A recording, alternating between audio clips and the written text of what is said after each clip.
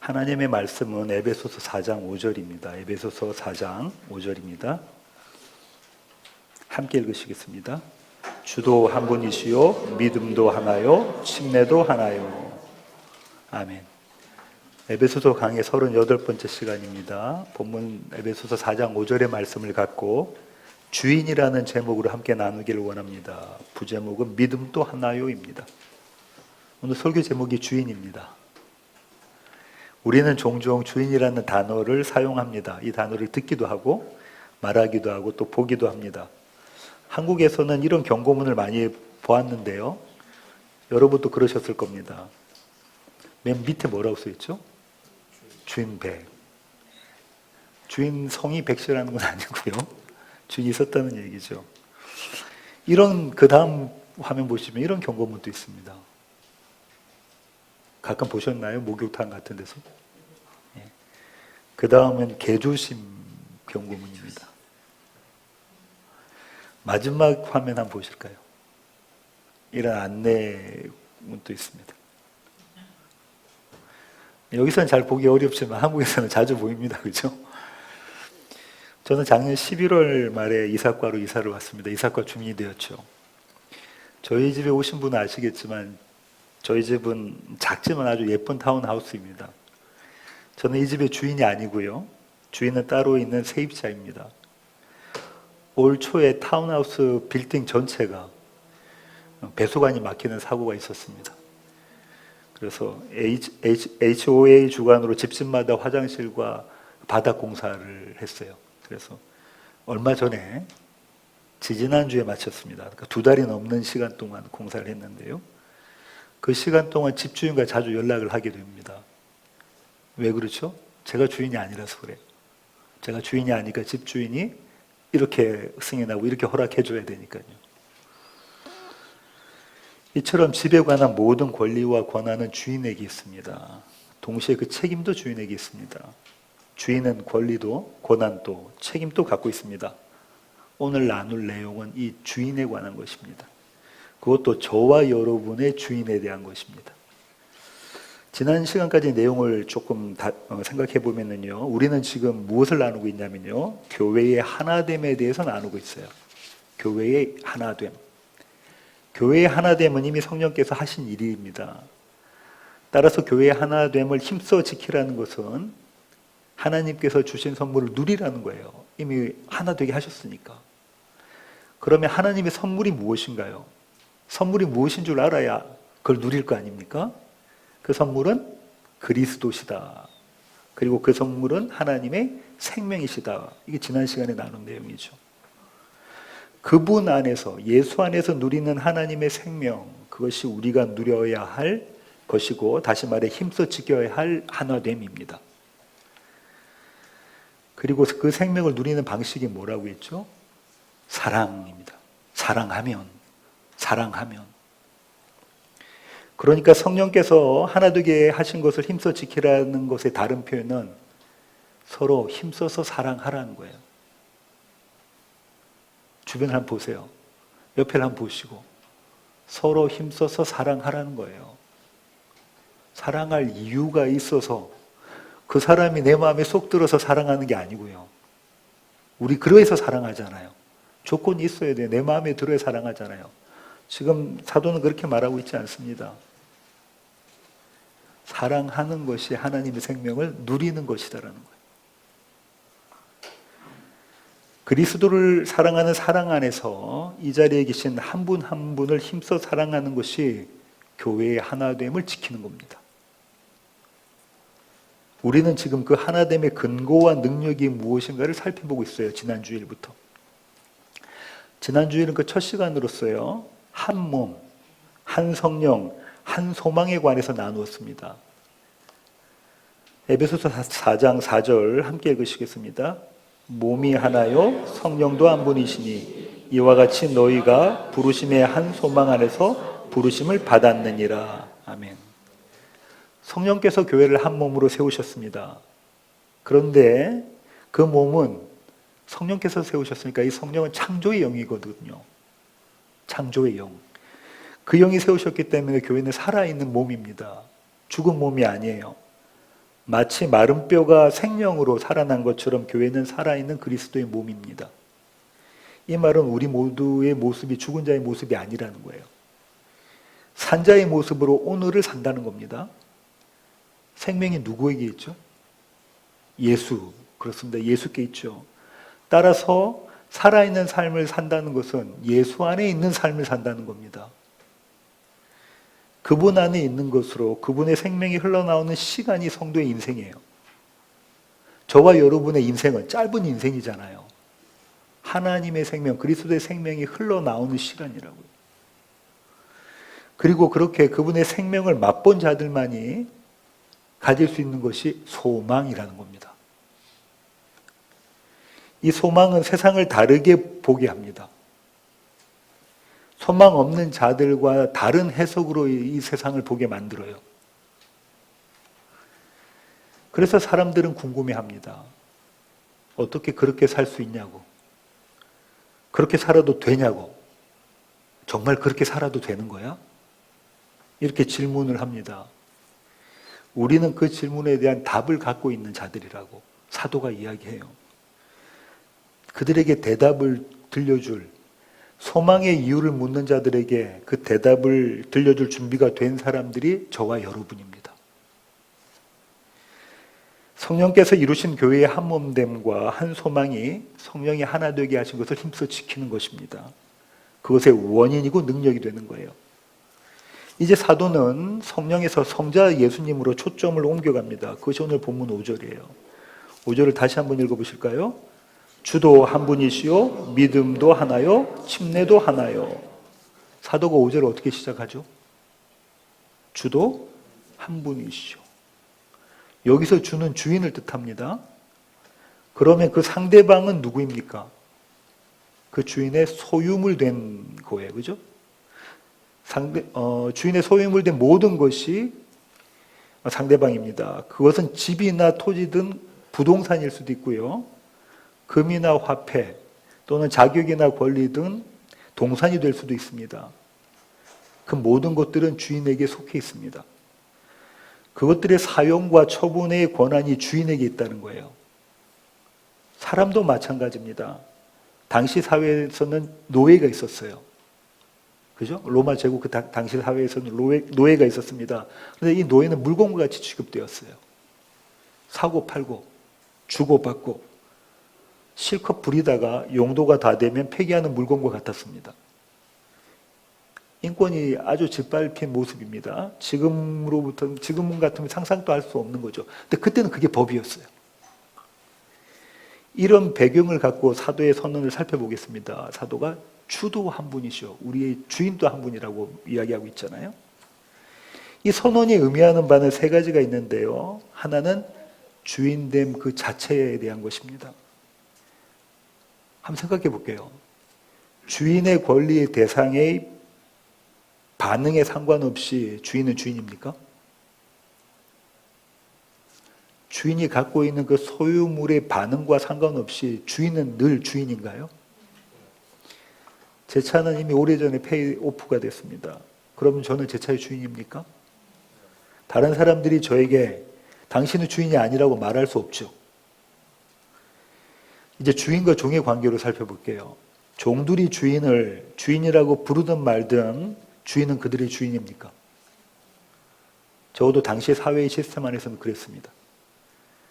하나님은 만물을 지으셨고 그분은 만물의 주인이십니다. 우리는 그것을 믿고 있죠. 우리가 그분을 주인이라고 부르든 말든 그분은 주인이세요. 예수 그리스도는 하나님이십니다. 요한복음 1장 1절에 그렇게 나와 있죠. 그분은 창조주세요. 그러면 그분은 우리의 주인이십니다. 그런가요?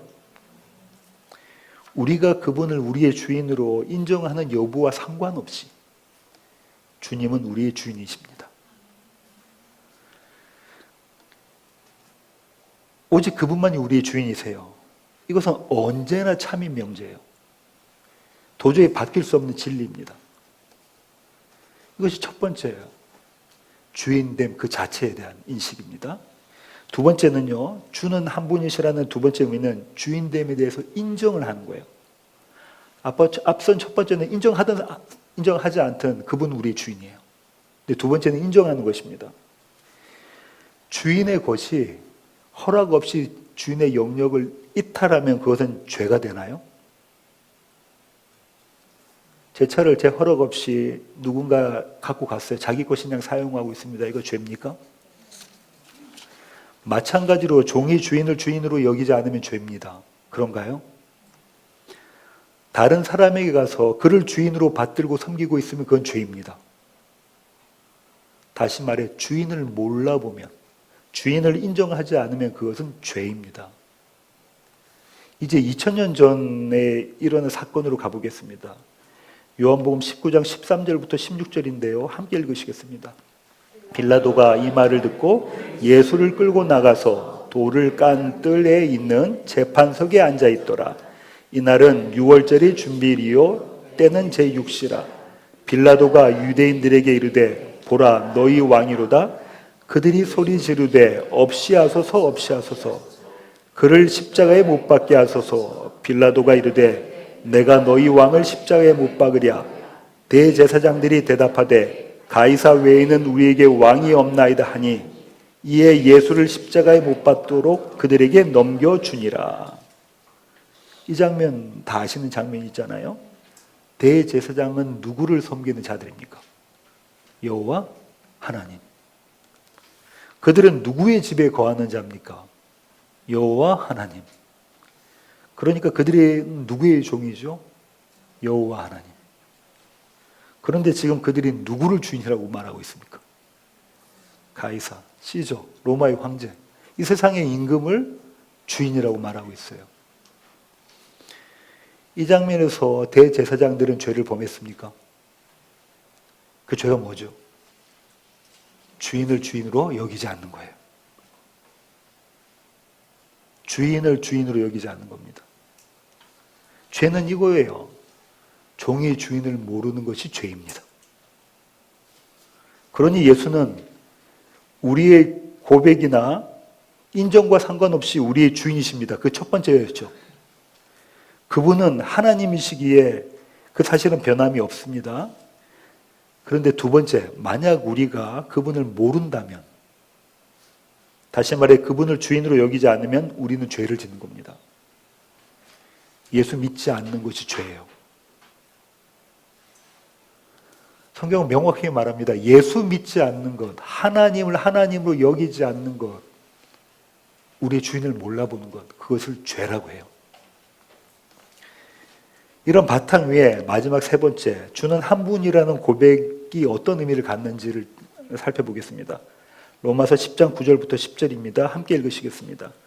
내가 만일 내 입으로 예수를 주로 시인하며 또 하나님께서 그를 죽은 자 가운데서 살리신 것을 내 마음에 믿으면 구원을 받으리라. 사람이 마음으로 믿어 의에 이르고 입으로 시인하여 구원에 이르느니라. 우리가 암송하는 구절이에요. 너무나 좋아하는 구절이죠. 내 입으로 예수를 주로 시인하며. 우리는 이 표현을 아주 좋아합니다. 그리고 주목해요. 그래서 사형리라는 책자 아십니까? 한국에서 신앙생활 하셨으면 아실 건데요. 조그만 책자 있습니다. 그 책자나 믿으면 천국, 믿지 않으면 지옥, 이른바 예수천당, 불신지옥, 이렇게 간단히 소개한 책자를 들이밀면서 영접기도를 요청합니다. 그리고 영접기도를 하면 구원받았다고 말을 해요. 오해하지 마십시오. 제가 이런 식의 전도가 모두 다 잘못됐다고 말씀드리는 것이 아닙니다. 그런데 만약에 그들의 그 고백 속에 내가 예수를 나의 주인으로 고백합니다라는 그 고백 속에 그저 막연한 두려움, 아니면 성가심이나 귀찮음 때문에 그냥 한 거, 아니면 종교에 대한 단순한 호기심이나 거절하지 못하는 성격이 있는 사람들도 있잖아요. 그런 것이 작용돼서 그랬다면 이 고백은 신앙 고백입니까? 아니에요. 사도가 로마 교회에게 보낸 편지에서 내 입으로 예수를 주로 시인하며 라는 것은 그저 입술로 그렇게 고백을 했다는 것, 거기에 무게가 있는 게 아닙니다. 당시 기독교는 박해 가운데 있었어요. 박해의 초기였습니다. 바울 사도 당시는. 그래도 예수 믿는 사람들은 고문을 당하고 죽기도 했어요. 사도 바울과 사도들은 다 그때 죽었죠. 그리고 그 후에는 박해가 더욱 심해졌습니다. 그래서 예수 믿는 사람들을 로마 원형 경기장 안에 집어넣고 맹수들의 먹잇감이 되게 했어요. 우리 영화 같은 데서 많이 봤잖아요. 그리스도인들을 색출하기 위해서 어떻게 했냐면요. 로마 병사들이 로마 황제가 주인이다. 시저가 주인이다. 이걸 고백하게 했어요. 근데 성도들은 그 말을 고백을 못하는 겁니다. 머뭇거리는 거예요. 그러면 잡아가서 고문을 합니다. 너 예수 믿지? 그러니까 지금 사도 바울이 말하고 있는 예수가 나의 주인이라는 이 고백은요. 내가 그분의 종이라는 것을 똑똑히 선포하는 거예요. 나의 생명까지도 그분의 것입니다. 이 사실을 선언하는 것이 주는 그리스도시다. 이 얘기인 거예요.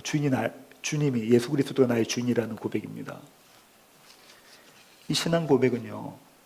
지금 내게 완전한 딴 세상, 전혀 다른 나라가 펼쳐졌다는 엄청난 선언이에요. 지금 나에게 내가 눈에 보이는 이 세상, 내가 눈에 보이는 이 나라가 아니라 전혀 다른 딴 세상과 완전히 다른 나라가 펼쳐졌다.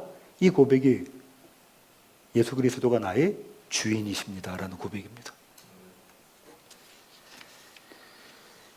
지금 우리는 박해를 받고 있습니까? 박해를 받고 있나요? 바울 당시에 그런 박해는 우리는 받고 있지 않아요. 그런데 우리에게 박해가 없다고 말할 수가 없습니다. 어쩌면 오늘을 사는 우리의 상황과 환경은 사도 당시에 그때보다 더 힘들 수도 있어요. 눈에 보이는 세상에 우리는 그때보다 더 자주, 더 쉽게 굴복합니다. 이것이 전부인 양 살아가요. 그렇게 세상을 주인으로 섬기고 있습니다. 주님의 세상, 주님의 나라를 산다는 것은 불가능해 보여요. 우리의 실력으로는 그렇습니다. 그러니 주도 한 분이시오라는 이 고백이 내 실력으로 되는 게 아니에요. 그래서 주님은 제자들에게 이 사실을 알려주셨습니다. 마태복음 16장 13절부터 18절 함께 읽으시겠습니다. 예수께서 빌립보 가이사랴 지방에 이르러 제자들에게 물어 이르시되 사람들이 인자를 누구라 하느냐 이르되 더러는 침례 요한 더러는 엘리야 어떤 이는 예레미야나 선지자 중에 하나라 하나이다. 이르시되 너희는 나를 누구라 하느냐 시몬 베드로가 대답하여 이르되 주는 그리스도시요 살아계신 하나님의 아들이시니이다. 예수께서 대답하여 이르시되 바요나 시몬아 내가 복이 있도다. 이를 내게 알게 하니는 혈육이 아니요 하늘에 계신 내 아버지시니라. 또 내가 내게 이르노니 너는 베드로라. 내가 이 반석 위에 내 교회를 세우리니 음부의 권세가 이기지 못하리라. 아멘. 요한의 아들 시몬아 네가 복받았구나. 주님이 이 말을 어떻게 시작하셨냐면요. 베드로 보고 네가 복받았다. 네가 복받았다라는 거예요. 너의 신앙 고백은 네 실력이 아니야. 하늘 아버지께서 너에게 주신 것이야. 그게 복이야. 우리가 주는 그리스도시요 살아계신 하나님의 아들이십니다. 그리스도 예수만이 나의 주인이십니다 하는 이 고백은 복이라는 거예요. 주님은 이어가십니다. 내가 이 믿음 위에 내 교회를 세우겠다. 주님의 교회를 세우겠다 하시죠. 어떤 믿음입니까? 아버지께서 주십니다. 주는 그리스도시요 살아계신 하나님의 아들이시라는 이 믿음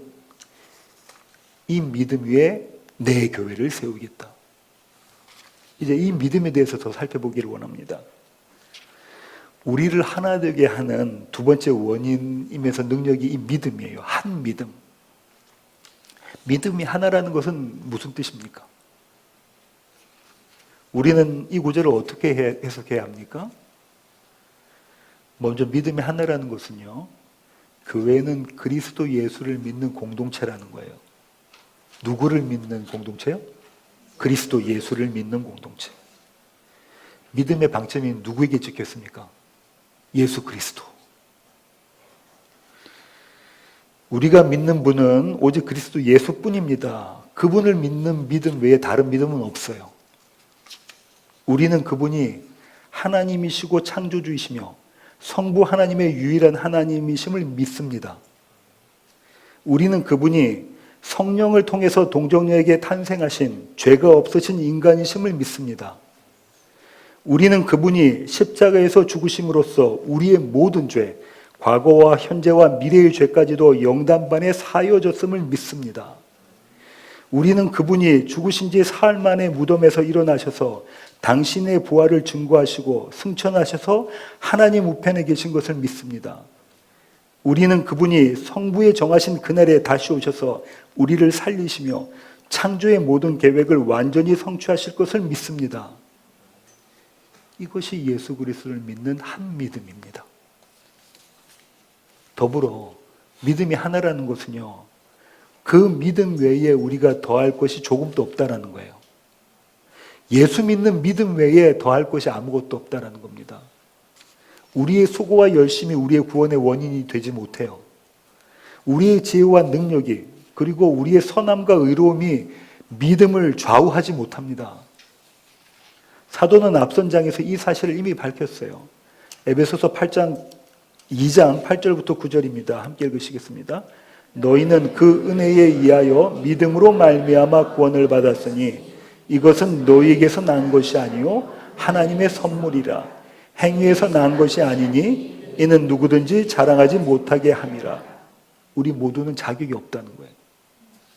오직 그리스도 예수를 믿는 믿음만이 우리의 구원의 원인이며 그 믿음은 하나님의 선물이다.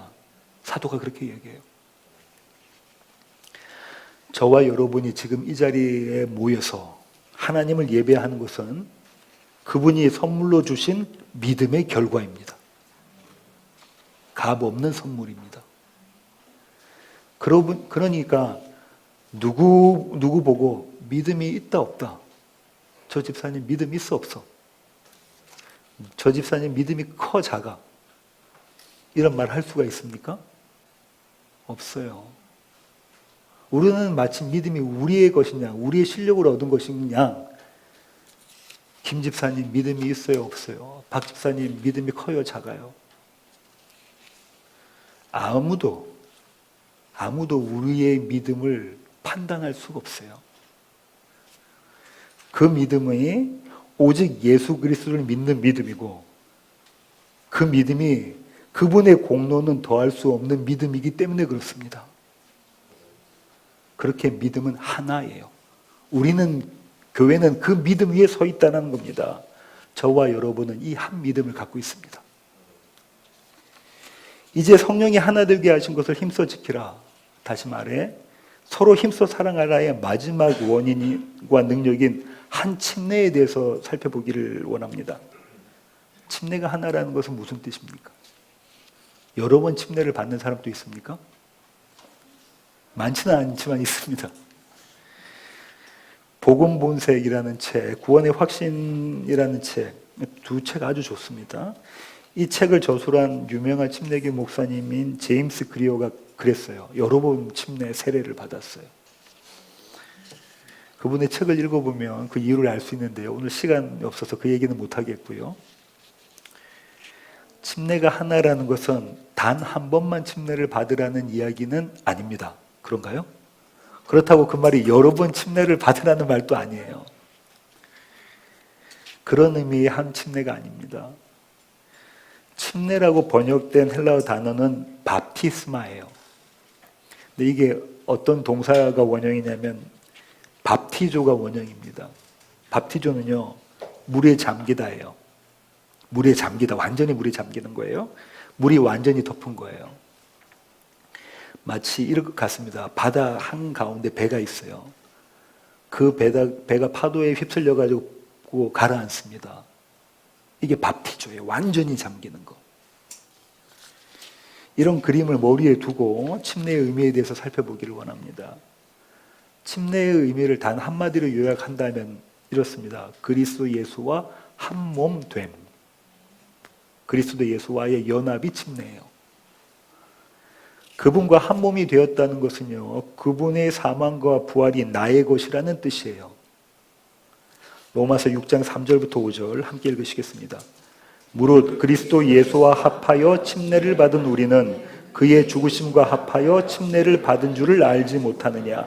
그러므로 우리가 그의 죽으심과 합하여 침례를 받음으로 그와 함께 장사되었나니 이는 아버지의 영광으로 말미암아 그리스도를 죽은 자 가운데서 살리심과 같이 우리로 또한 새 생명 가운데서 행하게 하려 함이라. 만일 우리가 그의 죽으심과 같은 모양으로 연합한 자가 되었으면 또한 그의 부활과 같은 모양으로 연합한 자도 되리라. 그런가요? 그분의 사망과 부활과 연합된 자, 이게 침례의 의미예요. 첫 번째 의미입니다. 그의 죽으심과 합하여 침례를 받은 줄을 알지 못하느냐. 이 말은 침례받은 자는요, 자신의 죽음을 인정한다는 거예요. 죄가 없다고 여기는 자는 침례받을 필요가 없다는 얘기입니다. 내가 죄인입니다 하는 자가 침례받는다는 거예요. 자신의 죽음을 인정하는 자. 따라서 죄로 인해 죽게 되었던 내가 그리스도의 죽으심으로, 그분의 죽으심으로 내가 그분과 연합되어서 내 죄는 깨끗해졌다를 믿는 자들이 침례받은 자들입니다. 다음 구절을 볼게요. 그리스도를 죽은 자 가운데서 살리심과 같이 우리로 또한 새 생명 가운데서 행하게 하려 함이라. 이게 부활이에요. 이 말은 그분의 부활 생명이 나에게 있다는 겁니다. 부활은 생명입니까? 생명이에요. 그 생명이 나에게 있다는 거예요. 나중에 그 생명을 나중에 우리가 누리죠. 풍성히 온전하게 누립니다. 그때뿐만 아니라 지금 이 자리에서 내 그 생명이, 부활 생명이 나에게 있다는 거예요. 이미 나에게 있어요. 그분의 의와 평강, 그분의 모든 생명이 나의 것이 되었음을 믿고 경험하는 것. 더불어 주님께서 그 생명의 삶을 살아가도록 하셨다는 것을 알고 그렇게 살아가는 것. 그 자가 침례받은 자입니다. 사도는 침례를 이렇게도 표현하는데요. 고린도전서 10장 1절부터 4절입니다. 함께 읽으시겠습니다. 형제들아, 나는 너희가 알지 못하기를 원하지 아니하노니 우리 조상들이 다 구름 아래에 있고 바다 가운데로 지나며 모세에게 속하여 다 구름과 바다에서 침례를 받고 다 같은 신령한 음식을 먹으며 다 같은 신령한 음료를 마셨으니 이는 그들을 따르는 신령한 반석으로부터 마셨음에 그 반석은 곧 그리스도시라. 아멘. 형제들아, 나는 너희가 알지 못하기를 원하지 않는다. 이 얘기는 너희가 알고 또 알기를 원한다는 거잖아요. 강조잖아요. 뭐를요? 우리가 침례받았어. 어떻게 침례받았다고 하죠? 모세에게 속하여 다 구름과 바다에서 침례를 받았다는 거예요. 구름은 구름 기둥의 인도에 따라. 이 말은 무슨 말이냐면 침례를 어떻게 받았냐면 이스라엘이 하나님의 뜻에 의하여, 하나님의 인도에 의하여 침례받았다는 거예요. 그렇죠? 구름에 의하여. 침례는 하나님의 뜻에 의해 하나님의 이끄심으로 받는 것입니다. 또한 침례는 어떤 이미지를 갖고 있냐면 바다를 건넜대. 그 바다를 돌아갈 수 있습니까?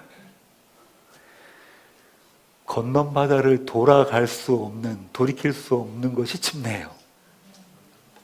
이게 얼마나 감사한지 몰라요. 나 같으면 또 돌아가고 싶을 텐데 이제는 건너갔어요. 돌아올 수가 없는 거예요. 그게 침례예요. 세례가 아닌 침례를 경험해 보신 분들은 아시겠지만요. 침례는 완전히 물에 잠깁니다. 그죠? 숨을 쉴 수가 있어요? 없어요? 물고기가 아닌 이상 숨을 쉴 수가 없어요. 물을 완전히 잠겨요. 숨을 쉴 수가 없어요. 사망입니다.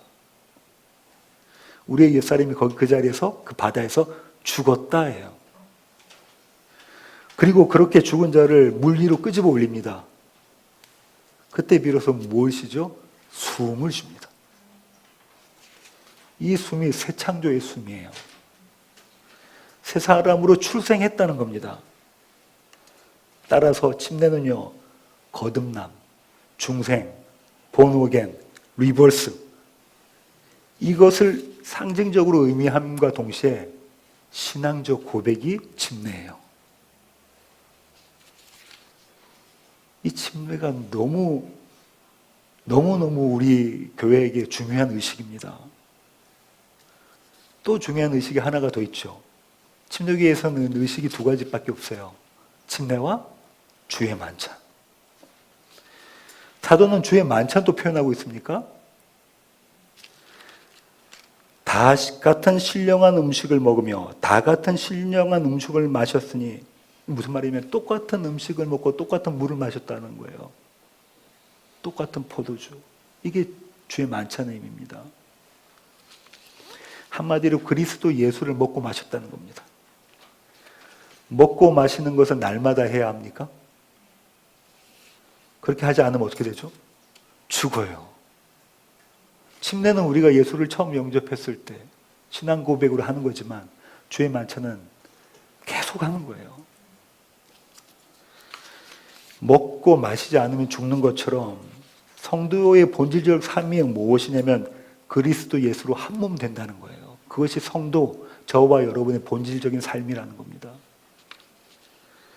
그리스도의 십자가와 빈 무덤으로 그분의 사망과 부활로 하루하루를 사는 자들이 교회예요.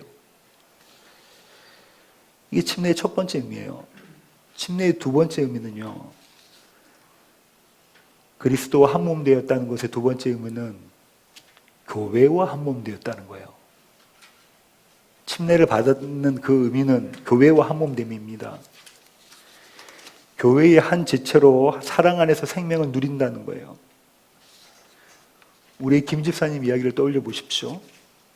주님은 우리의 상황과 환경을 바꾸지 않으세요. 주님 뭘 바꿔주죠? 나를 바꾸세요. 내가 딴 세상, 나의 세상이 아닌 주님의 세상을 살게 만들어내시는 것이 주님의 능력이에요. 그렇게 주님의 나라를 사는 자들은 그분의 교회이신 교회에 대한 책임을 집니다. 이 책임은 무겁고 버거운 짐이 아니에요. 가볍고 즐거운 짐입니다. 책임입니다. 왜냐하면 우리가 생명을 경험했기 때문에 그래요. 그래서 이 책임을 뭐라고 표현한다고 했죠? 누리는 책임. 이에 대해서는 지난 주일에 우리가 나눴습니다. 그리스도 예수와 한 몸 되지 않은 사람은 그분의 몸과 한 몸 될 수가 없어요. 잘 들어보십시오. 그리스도 예수와 그분의 사망과 부활을 경험하지 않은 사람은 그분의 몸인 교회 우리와 한 몸 될 수가 없어요. 나이스하게 이야기할 수는 있어요. 인격적으로 대할 수는 있어요. 근데 그것이 한 몸됨은 아닙니다. 반대로 그분과 한 몸 된 사람은, 그리스도 예수와 한 몸 된 사람은 그분의 몸과 한 몸일 수밖에 없어요. 맞습니까? 이런 사람들이 그리스도로 옷 입은 사람들입니다. 사도는 이렇게 말합니다. 갈라디아서 3장 27절부터 28절입니다. 제가 읽어볼게요. 누구든지 그리스도와 합하기 위하여 침례를 받은 자는 그리스도로 옷 입었느니라. 너희는 유대인이나 헬라인이나 종이나 자유인이나 남자나 여자나 다 그리스도 예수 안에서 하나이니라. 지금 이 얘기를 하고 있는 거예요. 그리스도 예수로 옷 입었다면, 그분과 한 몸 되었다면 그분의 몸인 교회와 한 몸이지 않을 수 없다라는 것.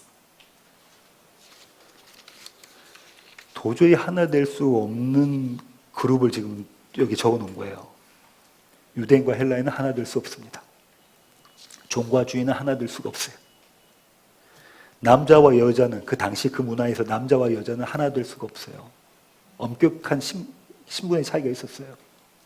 그런데 한 몸 되었대요. 무엇을 옷 입으면? 그리스도로 옷 입으면.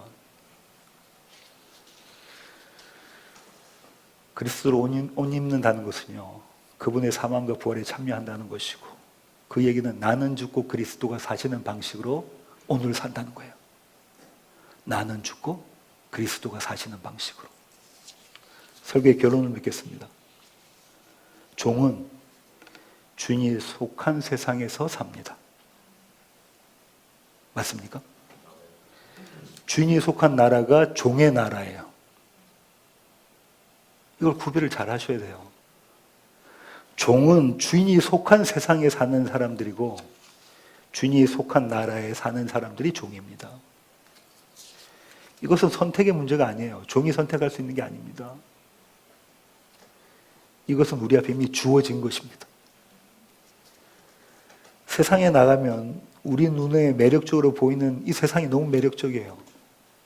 교회로 모여서 이 세상에 발을 딛고 살고 있지만 우리가 살아가야 하는 세상은 이 세상이 아니라 주님의 나라다.